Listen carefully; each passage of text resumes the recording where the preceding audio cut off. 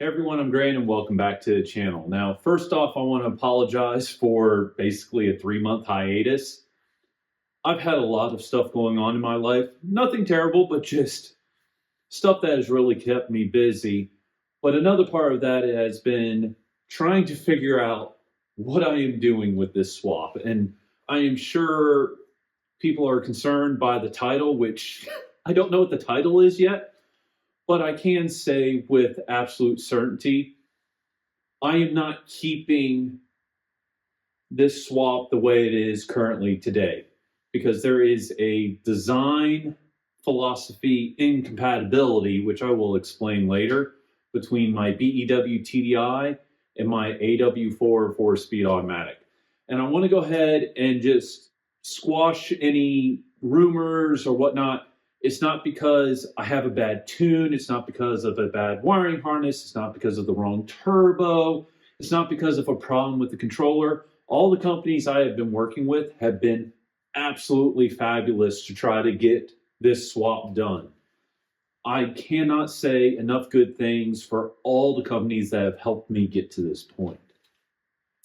But before we get into that, there is one thing I did solve that really surprised me. And that was the starter issue. Now, at the end of my last video, I couldn't get the Jeep to start. This is the problem that I'm trying to solve. I spent an hour trying to get this thing to start. I had my mom come to the house and pick up some tools for me, which really made me realize when you're testing a project like this, carry some freaking tools with you. I had nothing with me. And right as we were setting up to get a tow truck to come get us, I tried the key one more time and the starter caught and fired. Now, I really want to give a shout out to TD Conversions. After the end of that last video, I started emailing them like crazy.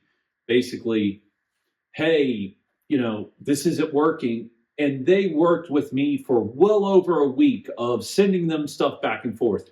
Measurements, depth gauges, videos, just everything. And they were trying to figure out what was going on. And finally, one of their techs asked me to do something that I thought was absolutely absurd. And it was, hey, can you try triggering the starter with a thicker gauge wire?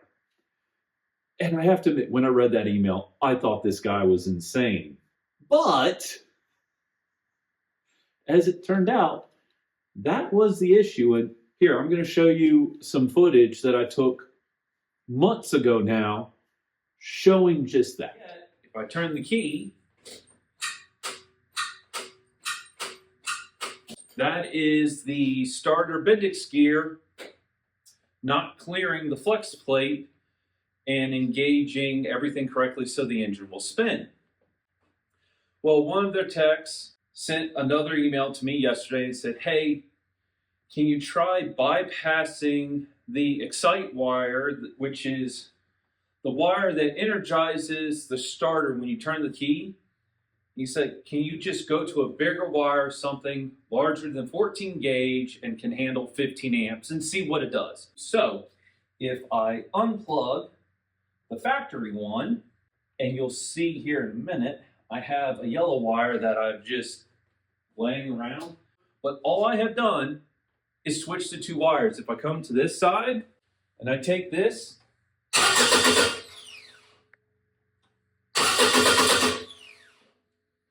the engine will spin over.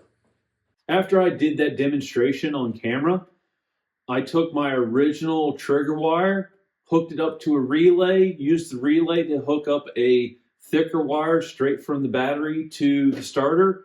And the starter's been great ever since. I have not had a single issue with it since I made that change. I've tested it in the hot weather, cold weather now. I've tested it when the engine is hot, when the engine is cold. It starts flawlessly every single time. So if anyone else is having a problem getting their TD conversions swapped to work with the starter, go to a thicker gauge trigger wire. That should fix your problem, which even saying that, I'm like, I can't believe that is the fix. So, okay, starter fix. Now, let's go on to the other stuff. Ever since I started this project back in 2020, I have had an issue of when I put the automatic transmission from a neutral state into a drive state, meaning from park or neutral into either reverse or drive, the engagement has always been way too firm. And I have had this issue in every iteration of this build. That includes the Kubota to the original AW4. That includes the Kubota to the Ford 6R80. That includes the BEW TDI to the Ford 6R80. And now finally, the BEW TDI to the new AW4 with also the valve body change that I did out of a Toyota A340F. Whew, that's a mouthful. So basically, I've had this problem this entire time. Now, before I started to try to fix this in this video, I did a demonstration outside my shop showing all the problems this entails. In this video, I'm trying to solve two major issues. The first being the starter. The second issue is actually around the torque converter. Right now, I have a really harsh and firm engagement when I'm going in and out of gear. So I am going to demonstrate both issues. Now, the starter will work right now because my Jeep is completely cold. Example. Oh no, it didn't. There it did. Okay, that's a great example. This is completely cold and it didn't want to work. I have a camera pointed at the rear tail shaft so you can see the bump. That's not too bad. And you could hear that little pop. That's going into drive. And when you're in 4 low, it is way worse. But the other thing I'm gonna do, and I'm gonna go move the camera that was pointed at the tail shaft. Give me a second. So I have the camera pointed at my brake pedal. I have a camera outside my Jeep that's gonna follow it. This is a slide uphill on gravel. So when I put it in drive, it clunks, but I'm still on the brake. I'm still on the brake and it's moving. I'm now off the brake and I am gaining speed. Now I have to get back on it. And I'm actually pulling into my shop.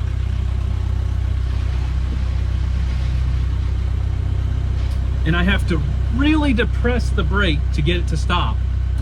So my solution to try to fix that was I finally, with the help of a couple of companies, had a AW4 torque converter made that had a higher stall speed. And I really thought that would fix all my issues. And the reality of the situation is it fixed some issues, kind of, and created a lot more issues that I wasn't expecting. Basically, by going to a higher stall speed on the stock torque converter for an AW4, it's a stall speed anywhere between like 2,000 to 2,200 RPM. But basically, I could drive this around town in torque converter unlock, and it would make up for the gearing in my axles. Long story short, I have known for 4 years that I would need to change the gearing in my axles for my tire size, for my engine, and for the gearing in my transmission. But having an unlocked torque converter was kind of putting a Band-Aid on the fact that I needed gearing. But when I went to this higher stall speed torque converter, in high range, not low range, in high range, I can now go from park or neutral into reverse or drive, and the engagement is way softer. You don't have to hit the brakes nearly as much, and actually there's less load on the TDI engine now, which is really nice. And I think what this really comes down to is incompatibility between the design principles between my BEW TDI and the AW4 automatic transmission. And what I mean by that is the AW4 automatic was designed to be behind the 4-liter inline-6 engine that came in Jeep Cherokees. They also came in the Grand Cherokees and the TJs. That 4-liter inline-6 likes to idle, once it's warmed up, around 650 RPM. At cold temperatures, it's closer to 800, but around 750. And when you turn on AC, I believe it goes upwards of anywhere between 700 and 750 RPM. But roughly those are the ranges that this automatic transmission has been designed for, a 650 to 750 RPM idle speed. My BEW TDI has an idle speed of 910 RPM. So what that really means, not to go into the details, the transmission feels like I have a 4-liter and I have my foot somewhat on the throttle pedal and I'm dropping it into gear, and that's what's causing the rough engagement.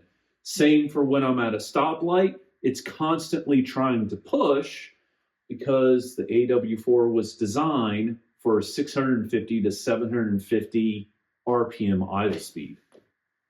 I went to a higher stall speed torque converter. It made it better in 2-wheel drive high. If you go to 4 low, especially because I'm running a Rubicon transfer case, I have the same engagement problem. I have the same problem of the diesel engine when you push through the brakes, all of that. The other issue I'm now running into is I got a torque converter that is now about 500 RPM higher stall. So instead of being a 2200 RPM stall speed on my torque converter when the torque converter is unlocked, it's now around 2800 RPM. So when I try driving this around town with the torque converter unlocked, the engine is constantly at 2800 to 3000 RPM. So this has a lot of side effects. The engine is running hotter. My EGTs are hotter.